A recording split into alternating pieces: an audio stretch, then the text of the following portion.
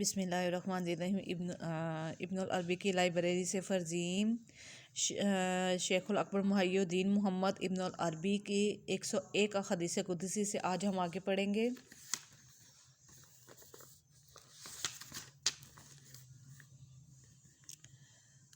آج کا ٹاپک ہے شیخ الاکبر ابن عربی اور تحصیل علوم حدیث۔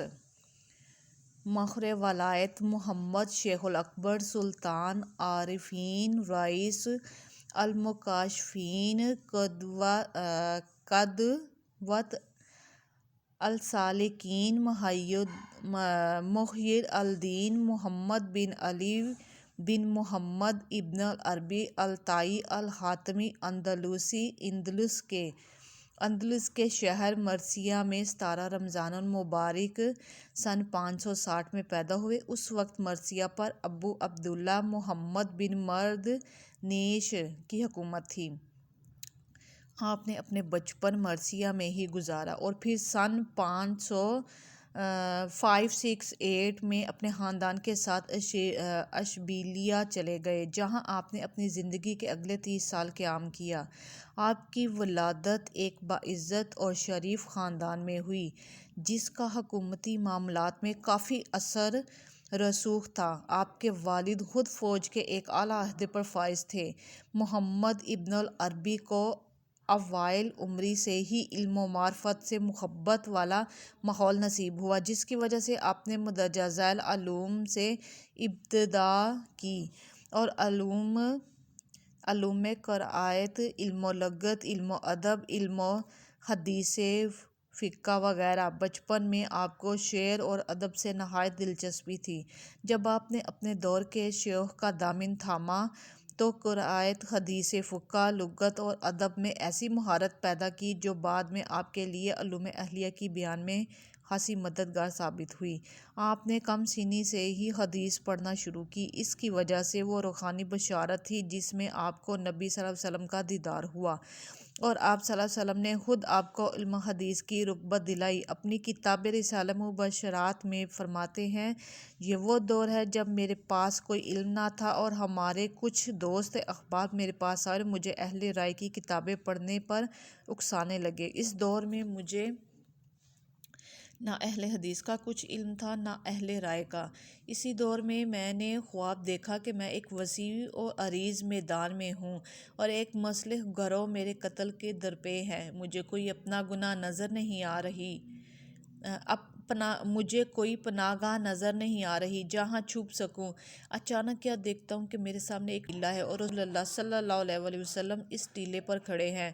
میں دوڑ کر آپ صلی اللہ علیہ وسلم کی طرف بڑھتا ہوں اور آپ صلی اللہ علیہ وسلم اپنے دونوں بازو پھیلا کر مجھے زور سے گلے لگا لیتے ہیں، پھر فرماتے ہیں، میرے بیٹے، میرا دامن تھام لو، تم محفوظ رہو گے۔ پھر جب میں اس مسلح گروہ کی جانب دیکھتا ہوں تو اب روئے زمین پر مجھے کوئی نظر نہیں آتا۔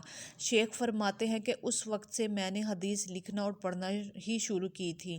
یہ خواب ان خوابوں کی ایک کڑی ہے جس نے آپ کو اوائل عمری میں ہی علم حدیث کی اہمیت سے نہ صرف آگاہ کیا بلکہ اس علم کے حصول کے لیے بھرپور اکسایا۔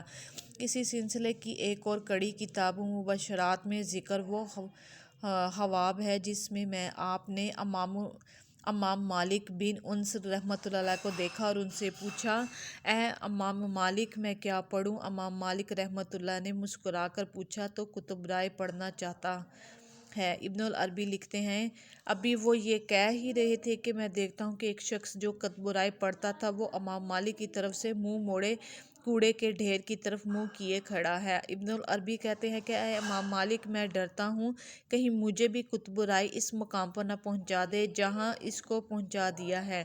یہ سنتا تھا کہ امام مالک نے ہنستے ہوئے جواب دیا، تو نے ٹھیک کہا ہے بیٹے، حدیث لکھنا اور پڑھنا خود پر لازم کر لے۔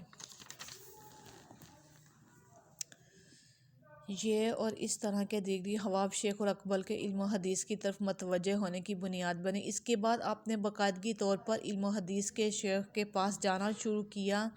اپنی کتاب محاضرات الابرار کی ابتدا میں آپ نے متعدد کتب حدیث تک اپنی متصل اسناد کا تذکرہ کیا۔ تذکرہ کیا۔ غالباً اسی دور میں 11 برس کی عمر میں آپ نے علم و حدیث کی باقاعدہ تعلیم شروع کی۔ چنانچہ اسی کتاب میں لکھتے ہیں، سن 571 ہجری میں نے شیخ ابوالقاسم ہب اللہ بن علی بن مسعود انصاری رحمۃ اللہ علیہ سے حدیث القضائی روایت کی۔ فرماتے ہیں، ترجمہ: ابن العربی کے ذکر کردہ متعدد شیوخ اس دور کے علماء میں سے تھے، بلکہ ان میں سے بیشتر تو محدثین سلاطین کے زیر اثر قاضی کاتب کے عہدوں پر فائز تھے۔ اس سے یہ بات بالکل واضح ہے آپ نے اپنے دور کے نامور اور جید علماء کرام کے سامنے زانوئے تعلیمات بچایا اور کشف الالہام یا فتوحات کے جو سلسلے آپ پر اوائل عمری سے ہی شروع ہو گئے تھے، یہ اس عمر میں بالکل منع نہ ہوئے۔ آج کی پوسٹ یہاں تک کہ اللہ حافظ۔